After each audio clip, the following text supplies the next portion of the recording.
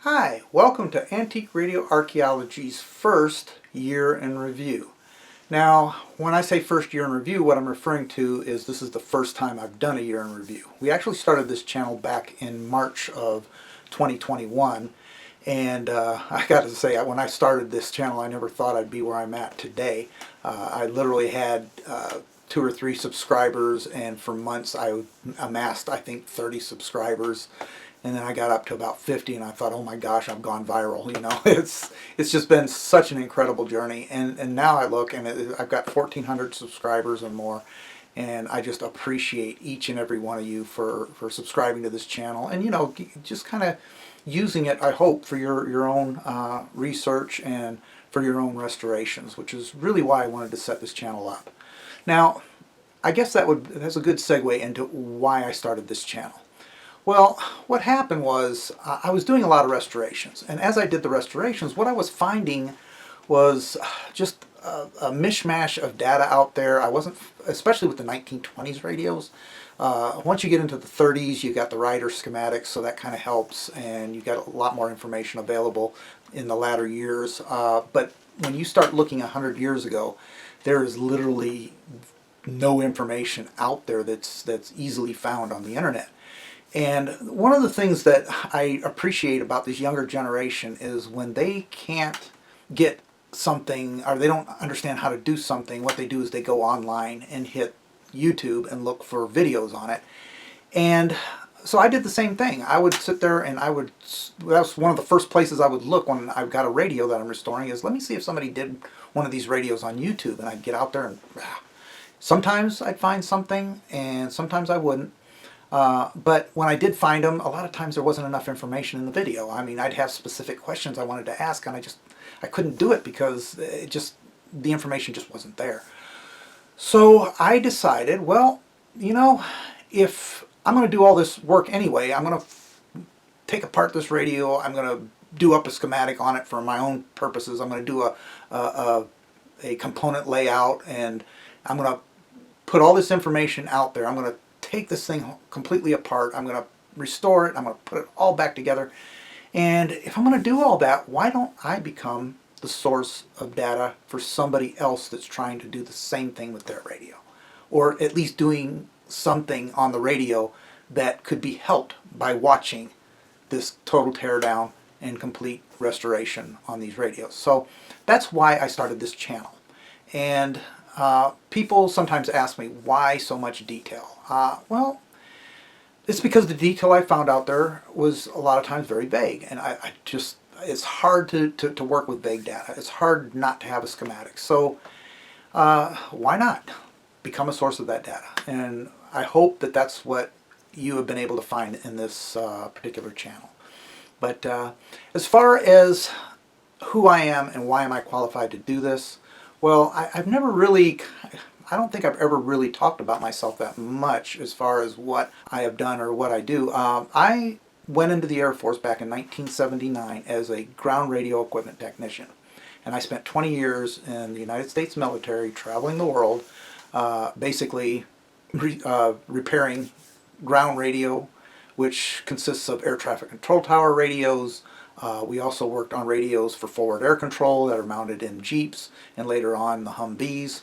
And I got to go to all kinds of fun places like Egypt and Saudi Arabia and Bosnia and not to mention I spent a lot of time in Europe. And it's really in Europe where I got interested in restoring antique radios, because when I was in Germany, I was just amazed at these pristine antique radios that everybody seemed to have in their houses. And it floored me, because Americans never did that. They'd throw them in an attic, let these things get rot in a barn or a garage, and have rodent infestations. But these things look like they came right out of the factory. It was like, wow. And I started finding these things at antique markets, and they'd sometimes need repairs because they weren't working, and I'd repair them.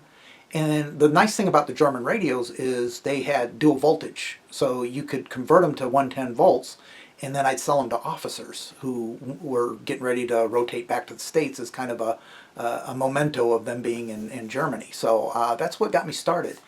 And I continued that through the years, just repairing antique radios, and I developed just kind of a love for it. I really did, and started acquiring a few of my own. But I really didn't do that until I got back to the States back in the 2000s, early 2000, which is about the time I retired from the Air Force. Now, once I retired from the Air Force, I became a electronics school instructor. I spent a year teaching electronics at the Southwest School of Electronics in Austin, Texas, and it no longer exists. I think the school does. It's got a different name now, but I did teach for them, and at the same time, I worked for as an amp tech for a company that worked on guitar amps and stuff like that. It was a music store, Ray Henning's Heart of Texas Music.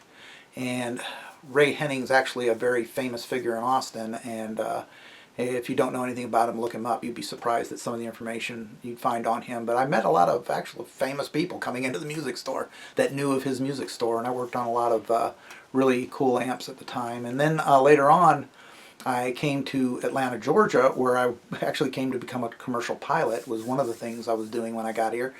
And that fell through after 9/11 because there was a plethora of pilots and no jobs. So I stopped the commercial pilot program I was in. I did get my private license, but I never got the commercial license. And then I went on back into my electronics field as a consumer electronics repair person, and worked for a company doing eventually doing TV repairs, in-home TV repairs, which I wouldn't wish on anybody. There's a lot of reasons for that, but it's a tough job. It really was. And after that, I got into the audio-visual systems integration world, which was really interesting. And I started off as a repair person, repairing these these systems that they installed. And after that, I became a project manager, started doing installations myself. Spent a few years doing that, and then eventually worked my way up into audio-visual systems engineer, where I actually designed the systems, used a lot of CAD, and produced drawings and things like that for our techs to use to put the stuff in. And it was a lot of fun. I really enjoyed it, but then COVID hit, and I kind of dropped out of that world. Now, that brings me to another question that a lot of people ask me. Why do you wear scrubs? Well, what happened was when COVID hit, my significant other has a disability. It's called Friedreich's ataxia. It's a neurological disorder that affects your coordination and ability to use your limbs, your arms, your hands. It resembles muscular dystrophy if you ever see a person with it. I am a caregiver to take care of her full time. So that's what I do. And in the meantime, when she's on breaks or on her computer doing stuff, or she's taking a nap or whatever, I have extra time. And that time is what I use to do videos. So I'm in my scrubs taking care of her. I would just jump upstairs and start working on my videos. So that's why I wear scrubs all the time. Because obviously when you start a video and you're wearing scrubs or whatever you're wearing in that video, these videos can take as long as 6 weeks to film. So if I'm doing filming for 6 weeks, I want to wear the same thing in every take that I do. Otherwise it's going to be all chopped up when you see the video. So that's why I wear scrubs. Now, as far as why so many Chelsea radios, that started in 2011. I had gotten a hold of a Chelsea radio. I couldn't find a lot of information on it. Somebody out there, I think it was Alan Douglas, might have said it in an article. I don't remember who it was, but there was an article where somebody had said that the Chelsea Radio Company is some insignificant little company that produced a couple of radios, and like many companies of that era, they just kind of dropped from sight. Well, I kept seeing a lot of Chelsea radios for sale and stuff like that, and I said, that doesn't sound like a little tiny radio company if you're seeing that many of them out there. So I started doing some research because, I can do research. I majored in business in college. I got a master's degree in business administration.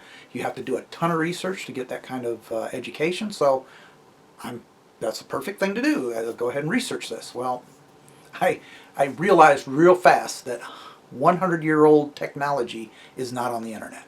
You have to go to sources like newspapers, magazines from that era. You have to go to libraries. You got to go through microfiche. And it was like, oh my gosh, there is no information out there on the Chelsea Radio Company.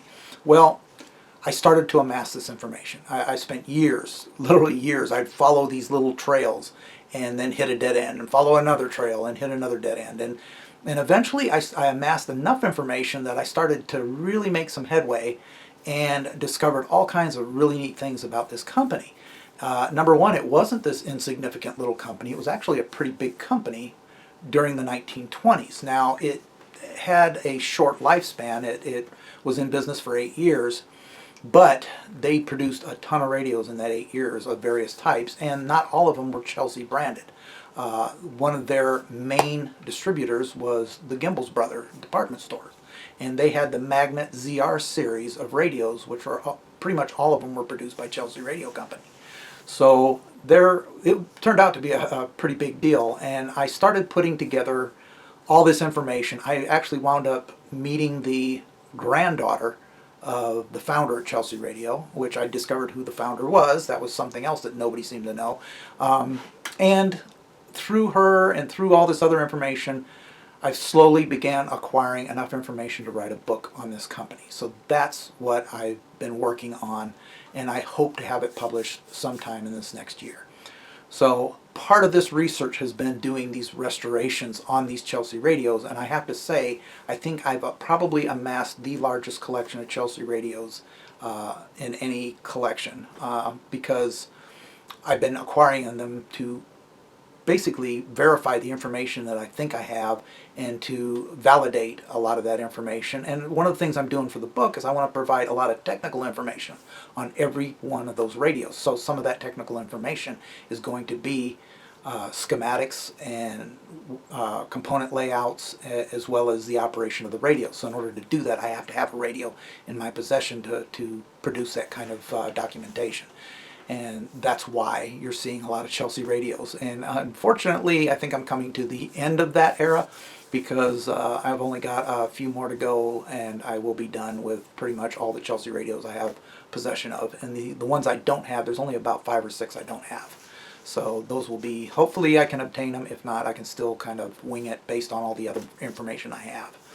So that's my story. That's the story of this channel, and let's talk about the year in review. In March of 2021, the year that I started this channel, I actually did a restoration on 4 radios and 1 speaker, and I did 3 additional videos on parts and equipment that are related to radio. So it was a productive year in that I was learning this whole process. I was learning how to edit. I was learning how to produce videos. It's a lot of work. There's a lot of work that goes into it behind the scenes. Second year, 2022. That year I started off pretty good. I wound up restoring 8 radios in 2022. I did 11 videos on related parts and equipment, including test equipment. So it was just kind of a mishmash of restorations that year. And then this year is where I really got plugging away on the Chelsea radios more so than anything. And I've done 15 radios and amplifiers this year. So this is definitely my personal best, one of the best years I've ever had in doing restorations, and definitely for this channel it's the best year. I've also done a speaker, and I have 4 videos that are related to associated equipment. So let's go ahead and take a look at all the restorations that were done this year very briefly. First of all, we have the 1922 Chelsea Model 101 radio receiver restoration. This is the first Chelsea radio ever produced, and it was definitely one of the happiest moments of my life to finally acquire that particular radio. So that was a fun restoration to do. Then the next one I did was the Model 102, which was actually the second radio that they produced. It was a regenerative receiver restoration, and this one's a little bit more complicated, but I got that one together and going.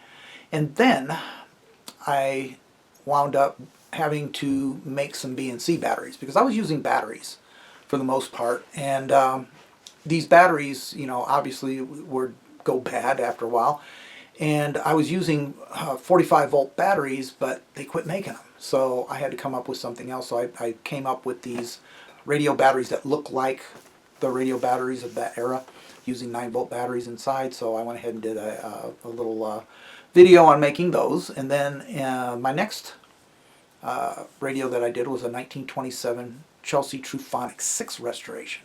And that was done in 2 parts. Now, the reason I did that one was because there was a guy on one of our antique radio forums that was trying to restore his, and he was having a lot of problems. And somebody said, well, Will knows a lot about Chelsea radios, ask him. And he asked me, and I'm like, ooh, I've got a couple of them, but I haven't restored them yet. So heck with it. Let's just go ahead and restore one so I can answer his questions. And that's what I did. So I did the whole process. I took apart the radio, drew up diagrams, wound up producing the schematics for it, did some testing, found out some things that I was doing wrong, figured them out, and we came up with the accurate restoration of that radio. And then I went on and I did a review on the RB3 battery eliminator for 1920s radios, which a lot of people use it. I was not. I had some other power supplies that I would use, but I kept, everybody kept going on and on about it. I said, you know what, it's about time I get one. So I did acquire one and I did a review on it. I'm real pleased with it. If you don't have one and you have the funds, get one. They're well worth the price. It's one of the best battery eliminators out there for 1920s radios. I went ahead and jumped into the Crosley 51 made by the Crosley Radio Corporation. Now, Crosley's wood-faced version was kind of unique. You don't see a lot of them out there. A lot of them are pretty damaged. On this one, I didn't have to do a lot to it. All I had to do was replace a transformer with a commercially available core. So I did that and put it back into the case of the transformer. We'll talk a little bit more about Model 51 here in a second. Now, the next restoration was on the Chelsea Model 107 regenerative receiver. That one was, you have no idea what I went through on that one. That was years of research to get that one restored. And the reason I say that is because I had a partial radio and nobody had an example of one that I could use to replicate how this thing was supposed to be wired. It was missing a lot of pieces. And through a ton of research, a ton of throwing my information out there into the radio community and getting feedback on it, we were able to finally piece together how this thing was wired and how it operated. And we're able to verify all that using advertisements and stuff like that I found on it. And I was real thrilled with the end result. So we were able to fully restore that even though we didn't have hardly any information to begin with. From there, I went on and I have a few Crosleys in my collection, and I really like those radios. If you are new to 1920s radios and have never done one, get a Crosley. That should be your first radio. That is one of the most user-friendly, it has the most forgiveness of any radio. It's easy to restore. It's complicated enough that you'll learn a lot from it. And it's just well worth looking into. If you've never done a 1920s radio and you want to, that would be a great starter radio. On this particular one, I didn't restore the transformer in a means that I normally do. I put a solid state transformer in it that was designed and built by a guy that works for the Antique Wireless Association. It was a prototype board, and we put it in that radio and tested it out, and it works really, really well. I hope somebody someday starts producing these boards, because I think it will be something that could be used quite often in radio restorations where you just cannot find the original transformers anymore, because that allows you to keep the original transformer in place and just hide that board. Now, the next one was a radio speaker, a 1927 Utah Model 16 drum speaker. Now, this one didn't need a lot of work. It had a slight repair, and which I did, and then the restoration on it. But I tear it down so you can see how it looks inside and out. And that was the other thing. I could not find any information on that particular speaker. I wanted to see what it looked like on the inside, because I didn't think there was any parts in it, because it was sold to me as a shell. Well, it turns out when I got it open, I found out there were all the speaker components in it, and it was just a broken wire that was causing the issues. So I then followed up with a video on the Chelsea radio etched plates. Several radios have an etched plate that has the patent information on it. Those etched plates were impossible to find. I was missing a couple, and I was trying to get them reproduced, and I went through months and months of dealing with vendors and trying to get these reproduced, and finally did. It cost me quite a bit of money, but this was just kind of an update on that whole process and what I had to go through. From there, I took a Chelsea transformer. Now, one thing about Chelsea transformers is they're an open frame transformer, meaning you can see the transformer core. And they're very hard to replicate for restoration purposes. I have a couple of techniques that I use to make them look like Chelsea transformers using different cores, and that's what I did with this one. Is I basically start off by taking one that's bad and unwinding it so I can calculate the windings and find out what gauge wire they used, and basically do a complete tear down and reverse engineering of the Chelsea Model 50 transformer, or Model 51. But I did that video, and then I went on to a home-built radio that I acquired, and it was just your standard regenerative receiver with a couple stages of amplification. Real interesting little radio. It was in relatively good shape. I acquired it locally, and I promised the lady when I did it that I was going to send her the video of that, so I went ahead and jumped ahead and did that video. But in the process, I actually discovered the name of the guy that built the radio back in 1924.